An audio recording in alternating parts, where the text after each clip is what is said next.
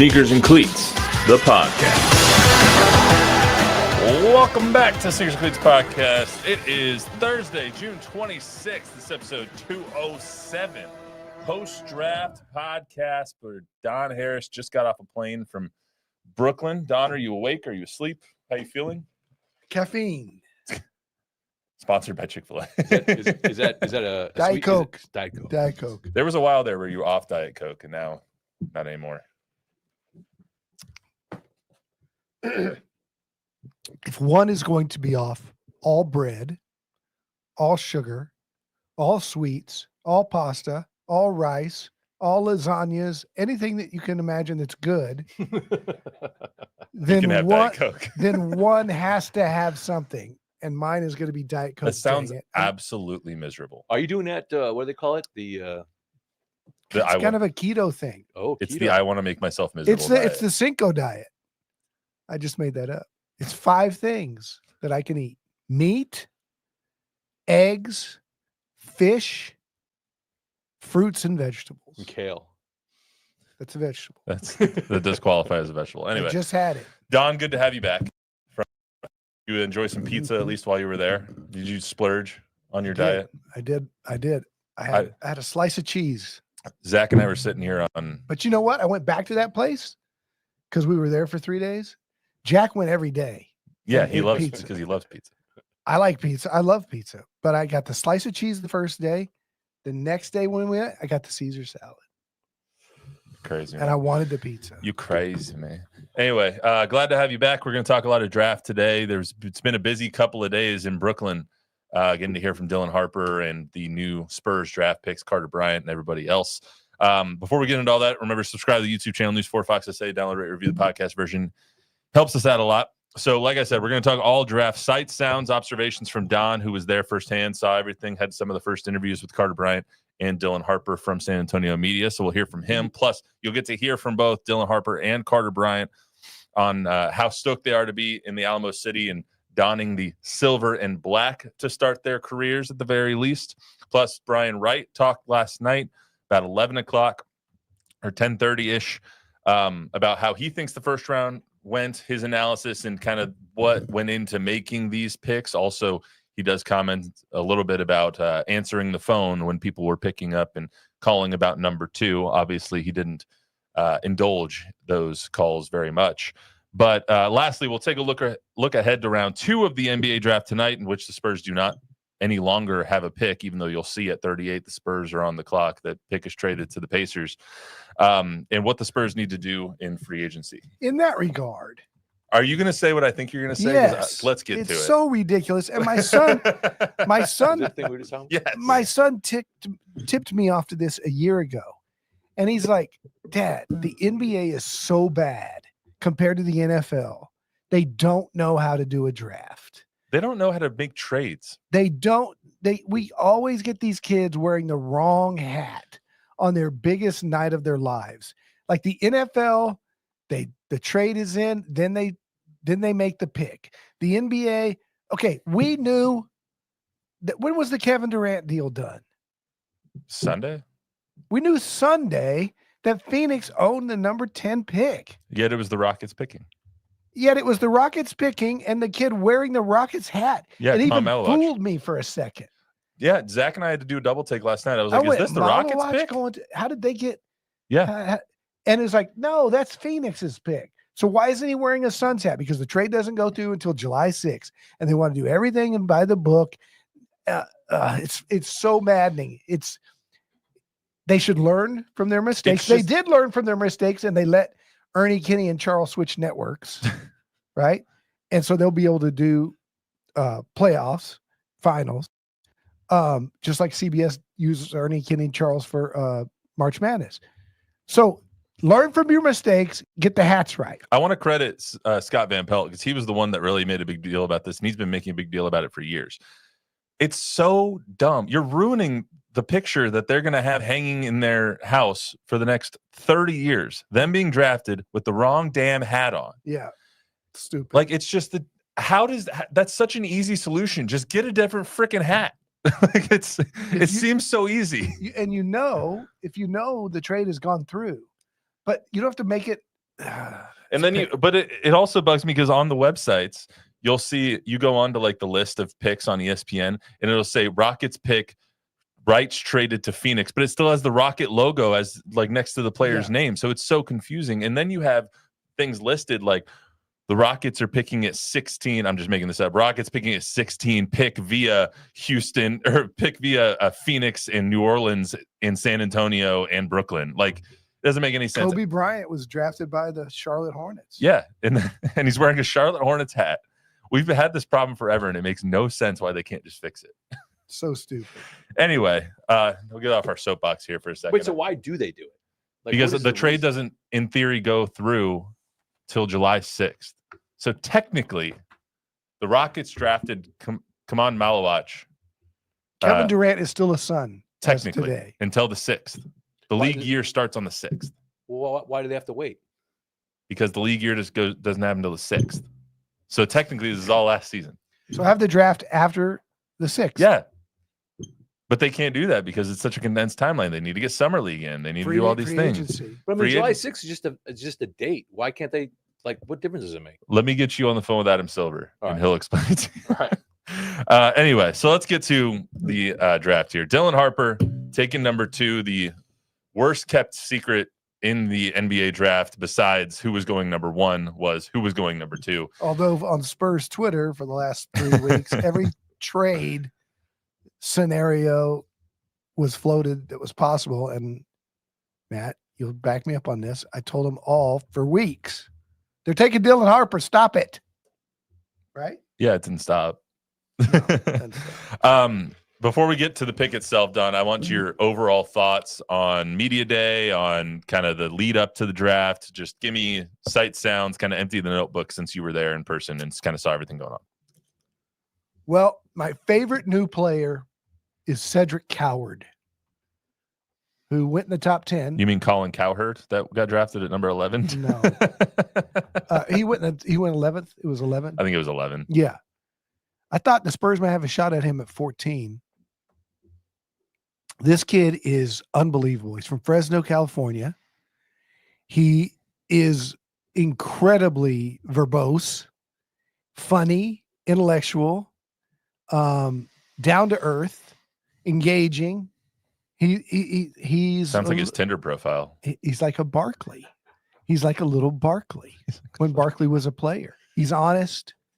He's going to be a fascinating player. I don't know if he's going to be good, but he was one of the most enjoyable people that I talked to. So was Con Kneppel. I really enjoyed talking to him at the Final Four too. He's a very engaging, very young man. mature kid for 19. I just said engaging young man. I'm your age now. And you know what I That's said? why I said, because I had heard that Cooper Flagg entertained the idea of returning to Duke for his sophomore year. Although if you look at his salary timeline with his supermaxes, if he gets all the right extensions, he'll make $930 million. Yeah, but by the time he turns career. 31. He's 31. By the time he turns 31, in his first 13 years in the league, he'll make $900 million. Yes. If everything goes according to plan. Right.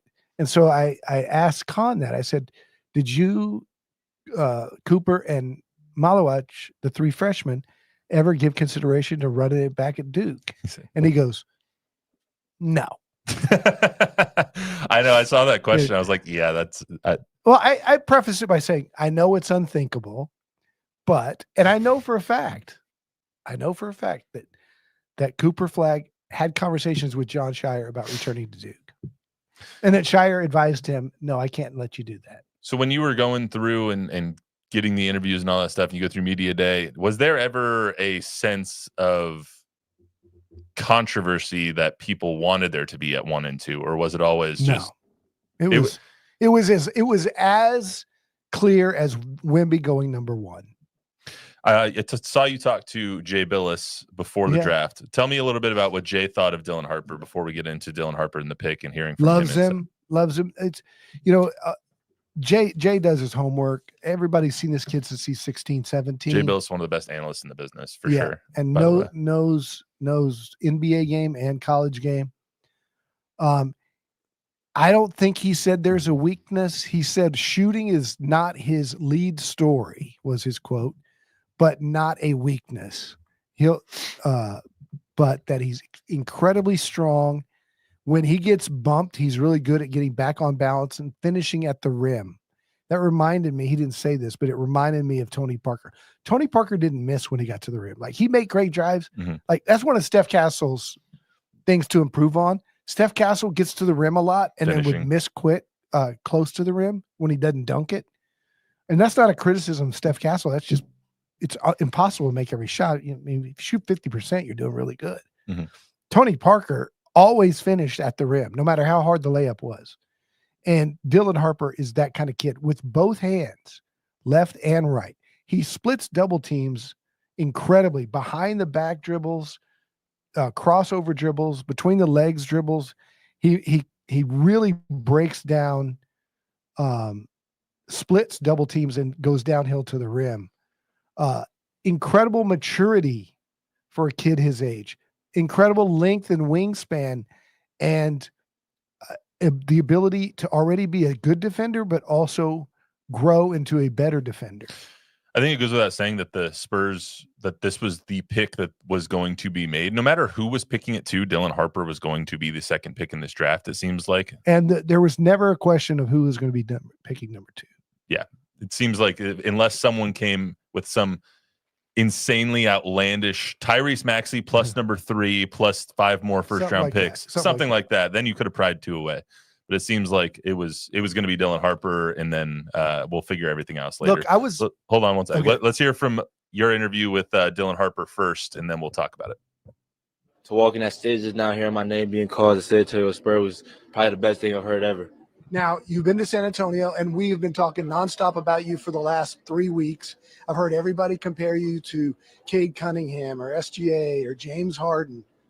In San Antonio, I think you're a cross between Manu Ginobili and Tony Parker. I like that. Who would you compare your game to? I mean, definitely, as a Spur, definitely them two. I think from the playmaking to the lefty and just finding ways to get to the basket and get a bucket no matter what. And then Tony Parker's playmaking, how he gets off the ball and makes his teammates better. But definitely, like you just say, Cade, James Harden, SGA, a little bit of Brunson, just big guards, know how to get to their spots, and they know when to get off the ball, when not to get off the ball. And they know when the scoring is, the main thing they do is try to win. Man, we loved Steph Castle a year ago. You got him, you got De'Aaron Fox. The three of you, it seems like the possibilities are endless. Definitely. I mean, I'm playing with 2 great guards. We're going to make each other better every day. And just from a standpoint of playing off each other, spacing the floor, I was just going to make the game easier for everyone. All right, I do have one problem with you, though. What happened? What's this with this bagel and egg and bacon Big egg and being cheese? better than a breakfast taco? It is. I mean, I got to stay home to my Jersey roots. Okay. Big egg and cheese with a hash brown on it. Definitely better than a breakfast taco. But a breakfast taco is really good. It's like right there. But just I got to keep it home. Maybe after a few months in San Antonio, maybe you after change I your eat mind. it all the time. Okay. My favorite part of that was at the end. Okay. Hash brown on it might change things. I gotta admit, it sounds delightful. I love a bacon, egg, and cheese breakfast sandwich. I'm a breakfast burrito kind of guy. Well, the first time I ever had a breakfast taco was here in San Antonio, in California. We're breakfast burrito people. The thing that's going Burrito. in his defense. Oh, stop it. In his defense, Burritos are better. The thing that San Antonians who are so breakfast taco pro in this argument that you're not considering is it's a New York bagel. And I can tell you, it's a different bagel. As someone who had a New York style bagel today, I went to Max and Louis, New York Diner. They do a great job over there. As someone who had one today, it's pretty hard to beat. I mean, yeah, but a hash brown, bacon, egg, and cheese, and hash browns all on the bagel. I don't know. I mean, it sounds great. I can't eat that stuff anymore. All right. Well, anyway, I think if he goes to the original taco shop or the original donut shop and gets himself some breakfast tacos, he'll switch over. We'll learn him. We'll learn him up. He's fine. But you know what was telling in all seriousness about that is when I brought up the fact that he's a cross between Manu and Tony. You got to remember he's just 19. Like he's 18 years old. He's 2005. Right. He's born in 2005. So Manu's been retired, what? I'm 10 years older than him. That's wild. Manu's been retired 8 years. So he was 10 years old when Manu retired. And he immediately went to left-handed. He knew that Manu was left-handed. Mm-hmm. He's got the background of knowing basketball. Ron Harper, his dad, is I a know. 5-time NBA champion. I know, it's refreshing because it's been around him his whole life. a lot of these kids don't know who Manu Ginobili is. Well, they should watch or read a book. I know. Watch So it was Ring of Rowell or refreshing. something. Hey, just to back up for a second, on the website, we broke down the bagel sandwich versus the breakfast taco with pros and cons, bullet points for each, just to really get into the breakfast battle. Yeah. Sorry, go ahead. Oh, did you? I thought you had a further point to say. No, I just want everyone to know. If you really want to break it down and see what the positives are for each and what the negatives are for News4SanAntonio.com, Fox. This seems eerily similar to breaking it down the Austin breakfast taco versus the San Antonio breakfast taco. Yeah, pretty much. Anyway, so what were your impressions of him just as a young man, as a dude, as a person, getting to speak with him a little bit, seeing his interactions all week long, seeing his interaction with Adam Silver up there, seeing what he said, and hearing what he said at the podium? What, just break down for me the feeling you got from Dylan Harper, the person. I got the feeling that he is a what's the word? Tiger Woods like creation of a professional basketball player. He was raised to do this. He's been prepared for this his entire life. He's incredibly mature and well-spoken as far as interview ready and all that kind of stuff for a 19-year-old kid. His basketball, he's further ahead right now than Steph Castle was a year ago. And wow. I don't know that he's going to be as good as Steph Castle in his rookie year, but at this exact same stage, I would bet every team in the NBA would have taken Dylan Harper over Steph Castle if they were in the same draft. Yeah, I think that's fair. And so if you know Steph Castle and that's the bar and that's the expectation, then I think San Antonio Spurs fans can almost be guaranteed that this kid's going to be a very, very good player, if not a great player. I think he has all-star potential. Okay, get this. McDonald's All-American, National High School Player of the Year as a junior, ahead of Cooper Flagg, USA Select Team. I mean, he is a blue blood all the way through. And you hear Rutgers and you go, but he had Duke, he had Kansas, he had all the big boys. He decided to stay at home because he knew he was only going to be there 1 year and he wanted to be loyal to the school that his brother went to. Let me ask you one question, because this is where everyone is going with Ace Bailey and with Dylan Harper not winning at Rutgers. When you have 2 top 5 draft picks, Ace Bailey ended up going 5 to Utah, even though he didn't want to go there. So props to Austin Ainge and Danny Ainge for actually pulling up and taking Ace Bailey, even though he didn't want to go. Why didn't Rutgers win more with 2 of the top 5 picks in this draft? They're Rutgers. Was it more coaching or was it more the players? Okay. Well, it's 2. Just because you have a great player doesn't mean you have a good team. It's Rutgers, right? So you can't compare that to what Dylan did. Plus, Dylan had got a real bad case of the flu. He missed almost a month. Then he had a really high ankle sprain, and he just wasn't really healthy all season. But you look at what he put up. He put up, 20 or more in like most of the games. I mean, he was phenomenal in the Michigan game too. His numbers, I don't have them in front of me, but for as bad as they were bad. They were about 500. Rutgers has made the tournament 1 time in the past 34 years. They're not a great team, but when you surface level look at it, and they have 2 of the top 5 picks in the 2025 NBA That's your draft. Initial question is why weren't they better? Yeah, why didn't they make the tournament? Why didn't they barely made the Big Ten tournament? They're freshmen. That's 1. Okay, well, so we're and the all their Fab Five. teammates were horrible. That's 2. He's playing with accountants. Yeah. Let's hear from Brian Wright. And last night, after he talks a little bit about all the offers that and kind of the lead up to Dylan Harper, and then talks about why he likes Dylan Harper too. I think at this time of year, you have to go through a process, right? Like you have to answer the phone. But I think early on, we knew kind of what we wanted to do and the potential of, the player there. So, we listened to things as it came in, but I think we were pretty locked in. He's got a rare confidence with humility. He's a very down-to-earth, simple kid, loves basketball. And after spending time with him throughout the process, you can tell that he knows he's a good basketball player, but he wants to be part of a group. He wants to be part of a team. He's willing to sacrifice. He's willing to work for it. And the more we spent time with him, the more we felt confident in that. And again, you talk to a lot of people around the kids, these young men, to try to get an understanding of who they are and, you know, what they're about. And he really confirmed that for us when we spent time with them. I liked hearing that, because that second part of that was the answer to my question to him, which was, while you're going through this process, what surprised you about him? And that was his answer to that question, which is the competitiveness, and that he really just loves basketball to the extent that he does. Talking about the first part of that answer, where calls were coming in and we were picking up the phone, but we weren't really interested in making those trades, does that tell you more that the trades offers sucked, or that the Spurs were so sold on Dylan Harper that it would have taken the Lakers trading the entire franchise, for example, to the Spurs for Dylan Harper? What does that tell you more? Like, I think the Spurs were intrigued by the thought of Giannis, the thought of Kevin Durant, Chris Stapps. They were really in on that one. I can talk about that in a little bit. But it was always going to be at what cost. And what teams would do when they called the Spurs is they would start with number 2 or Castle, one or the other. And the Spurs screamed into the phone until they were blue in the face. Neither are on the table ever. What else?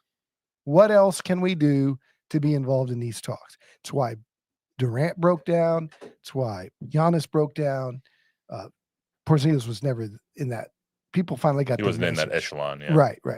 But they weren't. Porzingis was traded for the change in between. They got a lot of other assets. They got a lot of picks. They got a lot of other players. But those two were not on the table ever. And so you think that it says more that they didn't make a move. It says more about their love of Dylan Harper than the validity of the offers. That's right. Gotcha. This is a guy who could. Let's think about draft history, right?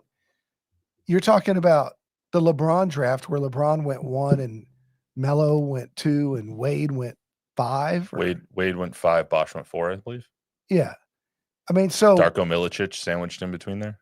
You're thinking that this kid could be Dwayne Wade, right? He could be, huh? God, I hope so. Yeah. Dwayne Wade's a great player. Hall of Famer. Second favorite player of all time.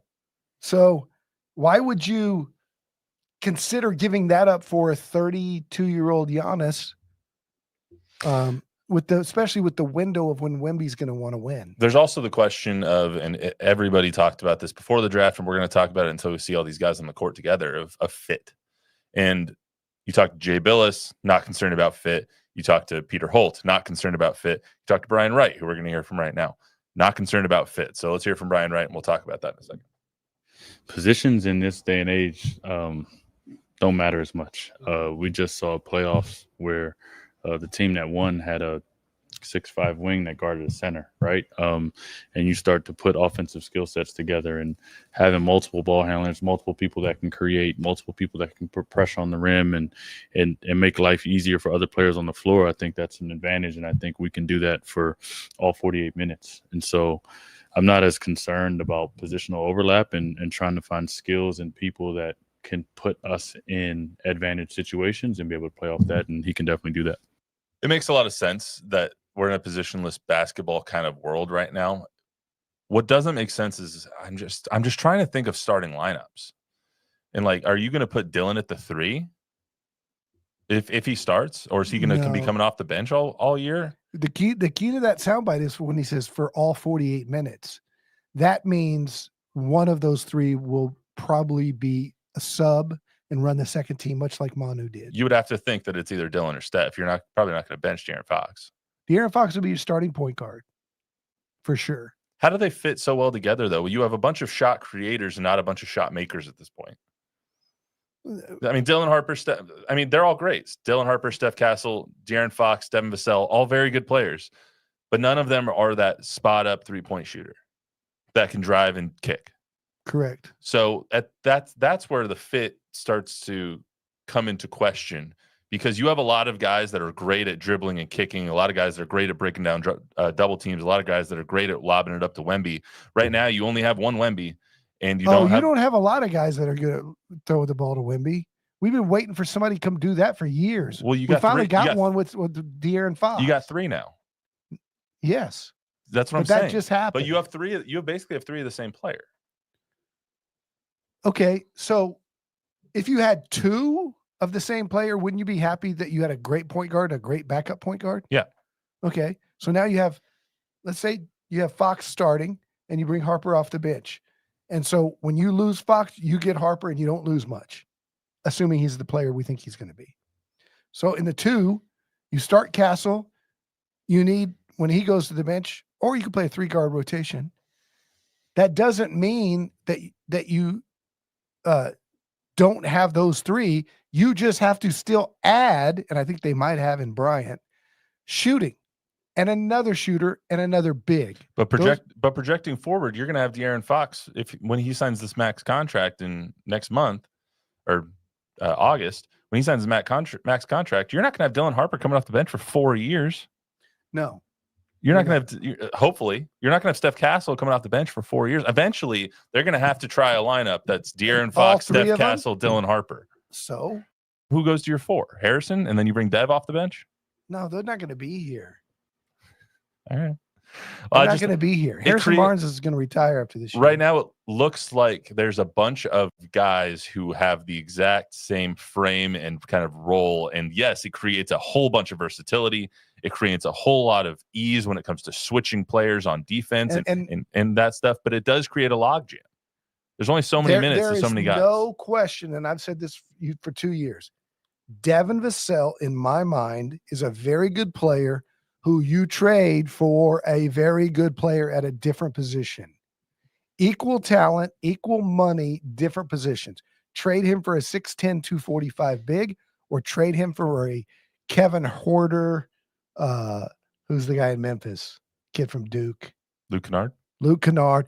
Trade Devin Vassell for a Luke Kennard sniper, for a Con Kneppel sniper, for a Dalton Knepp. They're not going to do that, though. Who's not going to? The Spurs. Why not? Because they value I think they value Devin more than we do. Okay. A player on the rise still. He's been. What makes you think that? He's been on because he's on the books for 4 more years at $25 million a year. That's not because they value him. That's because other teams don't in these trade talks. How if they value him so much, why isn't his name been in every deal that they've been in talks with instead of Castle or Fox or Wemby? You can value someone. Harper? You can value someone without valuing them as much as other guys. Yeah, I don't. If you were thinking about who do the Spurs value on their roster the most, you know the top 4, and I would argue Devin and Jeremy are right next to that. 5 and 6. They're okay, 5 and 6. But in the Porzingis deal, yeah, let's just talk about that. So there was rumors that the Spurs were actively seeking a trade for Kristaps Porzingis, or were in on the Kristaps Porzingis sweepstakes. You tweeted out that was very much true. At one point in the day, the Spurs were the leader on that day, Wednesday. No, I think it was Tuesday.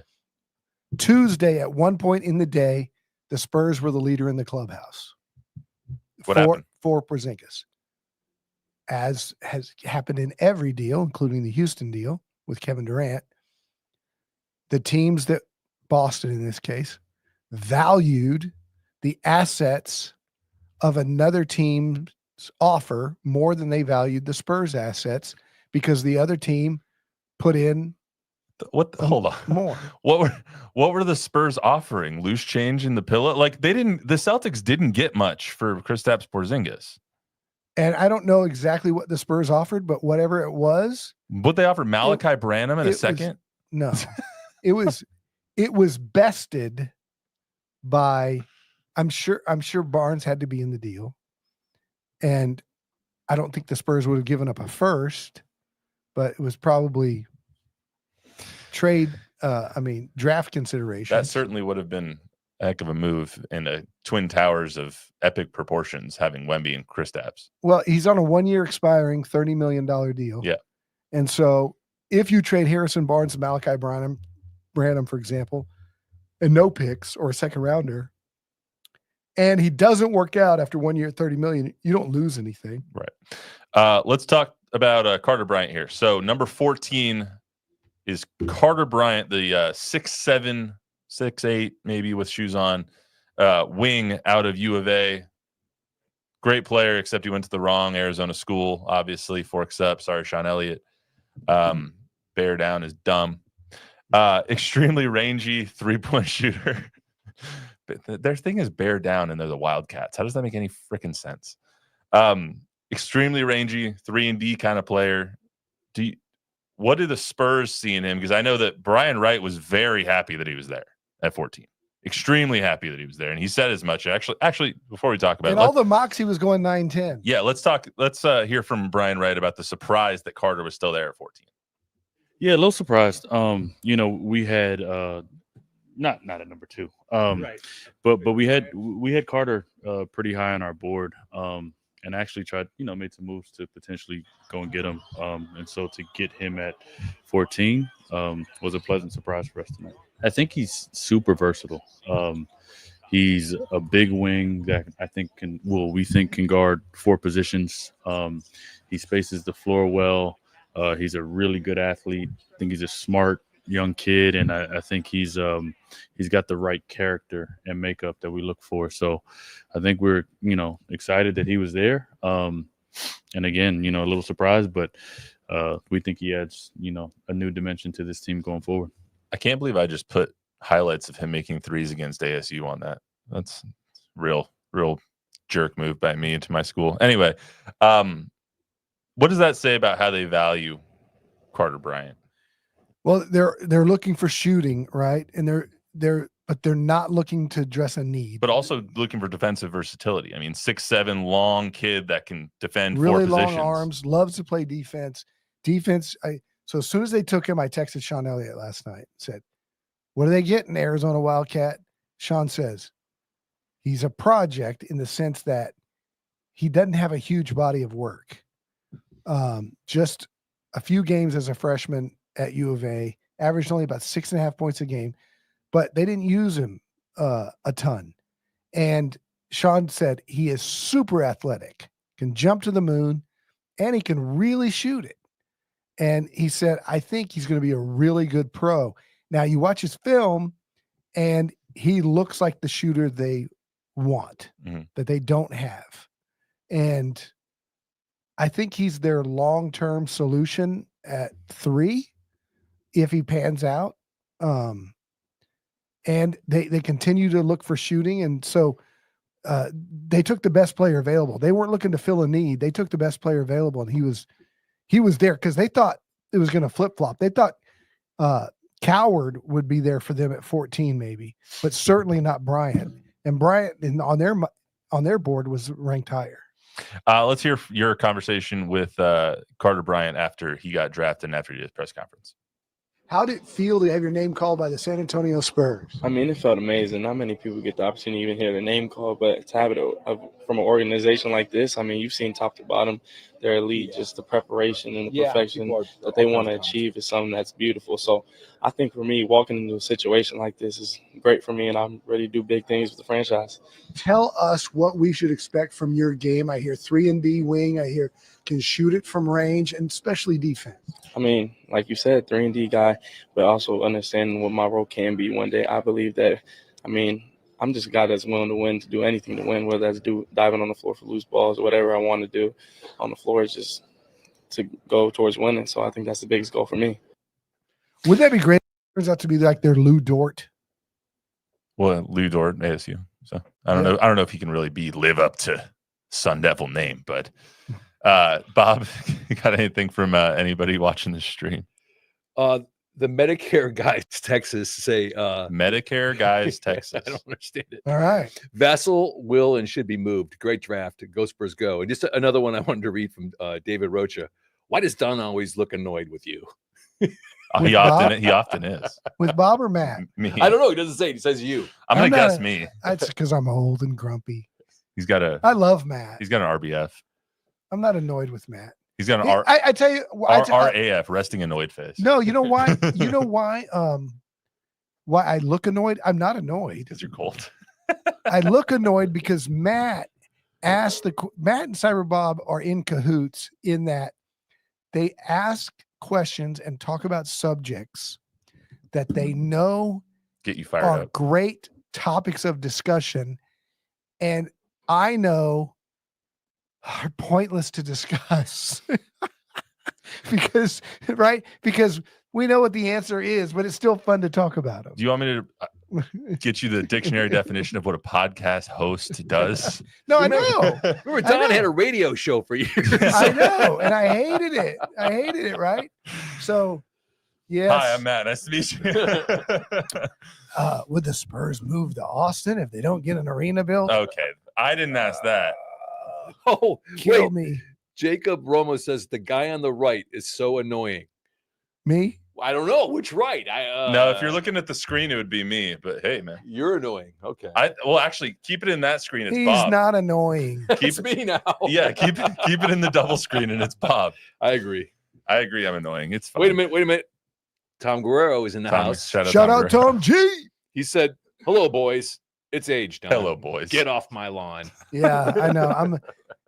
This should be called the Get Off My Lawn podcast. Okay. You and Chuck could have a whole nother one all to yourselves. Hey, I'm 75, but Chuck's 100. Both the same amount of hair. So on Monday we had the hair podcast. Me and Zach, both great heads of lettuce. Yeah.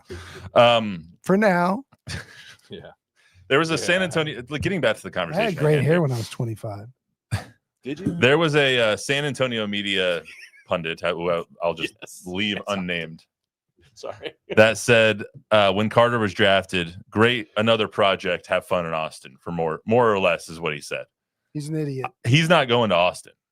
For the sense that I get is that Carter is here to be on the 15-man roster and staying in San Antonio. He's not a G League project. He's not a CD Sissoko. Correct. Like these guys are a different breed than Branham, Wesley, Sissoko, Riley Minix. Hey, you know what? I still have this much hope that Riley Minix can still turn out to be the Spurs Luke Kennard. I believe in that kid. All right. Well, that's a podcast for another day. I believe in that kid. So my real question here is you have KJ, Jeremy, Devin, Carter, Harper, Steph, and Barnes, all wing players. Right now on the roster, they have Wemby, and I don't believe they have what's his name? They have the Mamu. Yeah, no, he's a free agent. They're gonna bring him back. So they don't have what's his name? The guy that filled in once Wemby got hurt.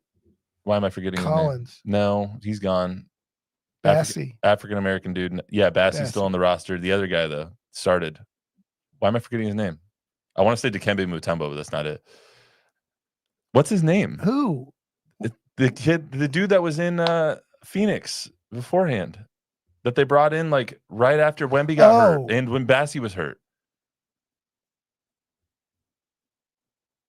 Yeah. You know exactly who I'm talking about. Oh, this is bad. Yeah, not Georgie Dang. No. All right, I'm going to keep going. They had him. He's not on the roster I can anymore. see him too. I can picture his face. Yeah. I just can't think of his name. Bismack Biyombo. Thank you. Good Lord, I couldn't come up with his name. Bismarck, North Dakota. So anyway, you don't have shout out to the comments. They were helping us out there. Thank you. I appreciate the comments, guys. I was struggling there for a second. I have an excuse. You don't. Age. My excuse is that I am forgetful. Who played well, by the way. He did. But you look at the roster, and right now it's very point guard and 1, 2, 3, and 5. Yeah, they have heavy. A lot of additions. They have a lot of additions that they need to make. Now that we're looking at free agency now, what? Because they don't have a pick tonight, and because they traded that yesterday. Bigs and shooters. Is that what you expect? Bigs and shooters. They'll add one through free agency. They'll add another through a trade or two. They have not gotten started. And if they have, they're in big trouble. I would expect a lot of movement from them on the free agency. They have to.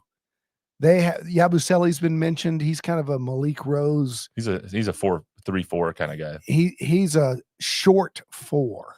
Yeah. But he's a 4. And he dunked on LeBron in the Olympics. That was impressive. It was. And he played well for the Sixers last year. Yeah. I like him. I would love for them. Anybody with physicality that can guard the 5 that can give some pressure off Wemby on defense. I would love for the Spurs to sign Brook Lopez. A lot of people are bringing up that name. He might be too expensive, but if they were interested in Porzingis, which they were, then they would probably be interested in Lopez. He does give you that ability to play defense and guard the 5 so that Wemby doesn't have to. Well, he's an all-NBA defender. And extend the defense by being able to stretch 5 and shoot the 3. Yeah, I mean, the one thing that you can look at the Spurs draft this year and say they missed on this is that they didn't take care of either of their needs, which is shooting and center. And that's shooting and size. But again, Bobby Marks, the ESPN former GM draft guru, said this is not the NFL. If you're in the NFL and you have 2 good quarterbacks, you don't need another quarterback. In the NBA, if you draft Clyde Drexler in 1983, like the Portland Trailblazers did, and 1984, you already have your 2 guard in Clyde Drexler, and Michael Jordan is on the board, you don't take Sam Bowie and pass on Michael Jordan. You take Michael Jordan and make it work later. Speaking of which, the Trailblazers drafted Donovan Clingan last year and then drafted another center at 16 this year. How about the Suns? Yeah, the Suns traded for Mark Williams and then drafted Kaman Malawach moments later. Yeah, those are the 2 biggest guys in the NBA now. Yeah, I was thinking. Which, by the way, that means Nurkic is open. I'd take him on the Spurs. Well, yeah, the Suns have 5 guards and 4 centers on their team right now. I would take Nurkic. Question in the comments is about Clint Capella. What about him? Yeah, he's good. He makes too much money, I think, for what the Spurs want to pay. I could see them doing Capella, though, because you need somebody that can push Wemby out to the 4. Yeah. And because Wemby can't play the 5 all the time. He's going to get not abused, but he's going to get want him to bodied play the 4, especially on defense. Yeah, absolutely. I mean, you need him to be able to free flow and space out the floor and all that stuff. So having a 5, a true center, and Isaiah Hartenstein, for example, with Chet moving out, you need that to – also, you need that for your lineup versatility. You saw in the finals, when the Thunder got to the finals, they took Isaiah Hartenstein out and put in Cason Wallace. It worked. It didn't work a little bit, but they had that ability because of the depth of their team. It's almost as if you need 3 really good guards in that situation. Oh, shut up. On that note, give me a grade for the Spurs draft. Solid A. Yeah, I'd say A- only because I do wish they traded up for Kaman Malawach or that sort of center instead of Carter Bryant. But because of the need aspect of it, and I love Malawach, he's one of my favorite prospects in this entire draft. But Carter Bryant went to the solid. And if Carter Bryant went to ASU, you got a 14 pick. You got a number in 8, 9, 10 value at 14. Yeah, the way I look at that is if the Spurs didn't get number 2 and they ended up drafting 8 and 14, that Carter Bryant could have been their pick at 8. Yes. So that's the way I kind of look at it. They got a little bit of value with getting him at very 14. much so. All right, that's all we got for you today. I'm sorry I'm annoying. You're not. Sorry, I'm grumpy. Remember, download, rate, review, subscribe, give us a 5-star rating. Did I tell you that I got an hour of sleep last night? Does that? You got 3 hours on the plane. You also had to sit, but plane also sleep does not count. Also, he had to sit next to the grumpiest of all people, Jack Green. No, I did. Jack and I sit 6 or 7 rows apart. Oh, yeah. I heard you left him. That sounds just like flight. Jack Green. Always. On the plane. That's all we got for you today. Subscribe, rate, review, us a 5-star rating. Tell a friend, tell an enemy. We'll be back on Monday with more as free agency is getting underway. We'll see you then.